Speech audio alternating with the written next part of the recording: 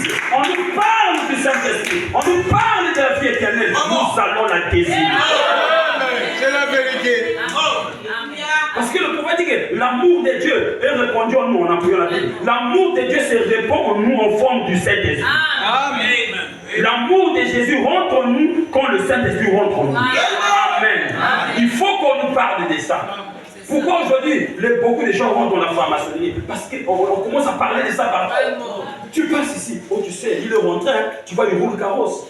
Il roule quand il a construit une maison, il est rentré dans la maçonnerie. Il a donné quoi? Oh, il a seulement donné, il a pris une prostituée, il a pompé la grossesse, il a donné l'enfant de la prostituée là-bas, c'est tout. Oh, tu vois, ses enfants sont en vie. Hein? Oh, ah bon? Ah, moi, on appelle à beaucoup favorité, quoi.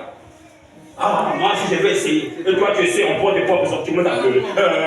Bon, non, et si tu plains, on te prend toi-même pas fini. Oh, tu ne sais pas que chez toi, ça ne marchera pas.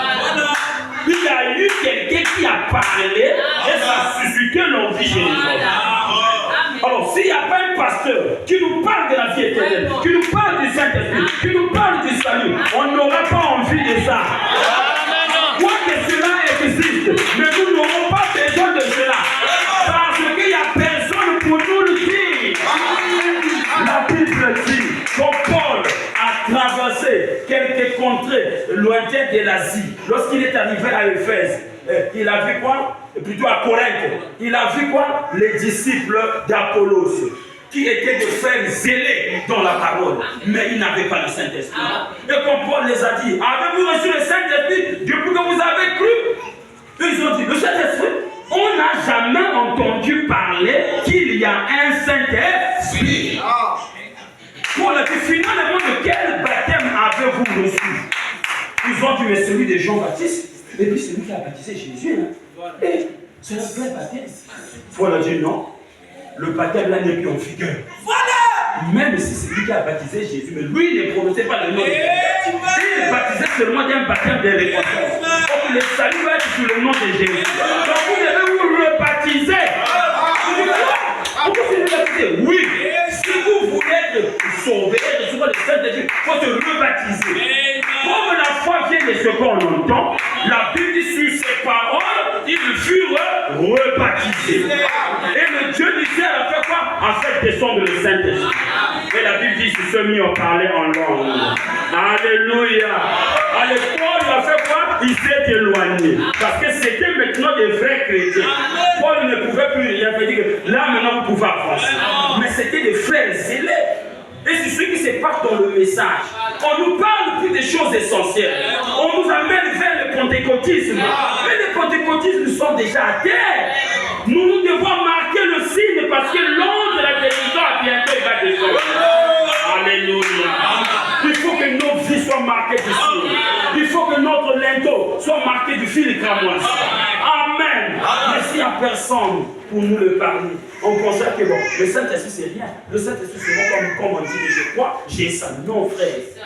Non frère. On ne la reçoit pas parce que tu crois seulement. Non. Parce que c'est tous ceux qui croient, ils doivent recevoir le Saint-Esprit. Sinon tous ceux qui disent croire là devraient l'avoir. Amen.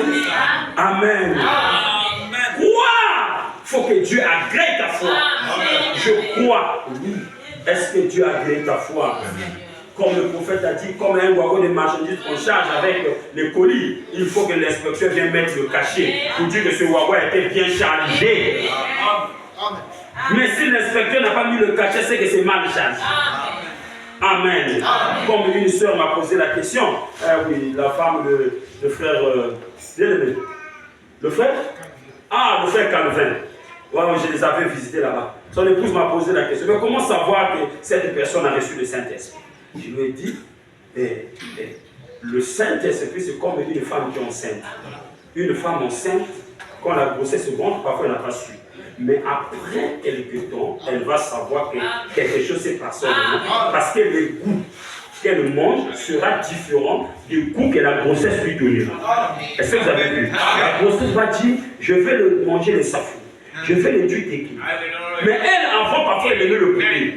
Mais elle voit que la grossesse dit non, pas le poulet. Si tu mets, ça va sortir.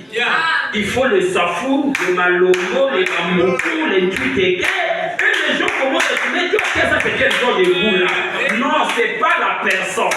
Mais c'est le bébé qui est dedans qui c'est comme un bébé qui est dans le ventre. Il a ses goûts. Et ses goûts sont différents de nos goûts passés. Pour savoir que quelque chose est passé, il faut voir tes goûts de maintenant. Si tes goûts sont différents avec ce qui est passé, donc tu avais reçu la chose. Donc il y a le signe qui est en toi. Alléluia. Il dit, mais comment Dieu peut nous faire confiance? J'ai dit, Dieu ne peut pas te sauver aujourd'hui et demain te perdre. Dieu, comment Dieu sait que nous avons cru réellement? J'ai dit, c'est parce que Dieu connaît comment on va terminer. La soeur m'a regardé. Ah, papa, j'ai dit, ma fille, tu m'as posé des questions. Il faut que je te libère. Dieu connaît comment on va terminer. Alors Dieu ne peut pas faire le rêve de nous sauver aujourd'hui s'il sait que demain on va le renier.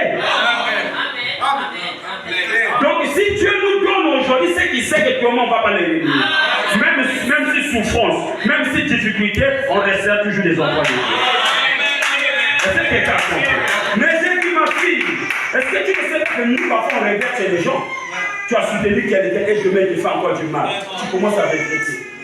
Je l'ai soutenu, je l'ai aidé, mais regarde ce qu'il fait. Oui, c'est normal parce que tu ne connaissais pas son futur. Toi, tu vis avec lui au présent, mais tu ne connais pas son futur.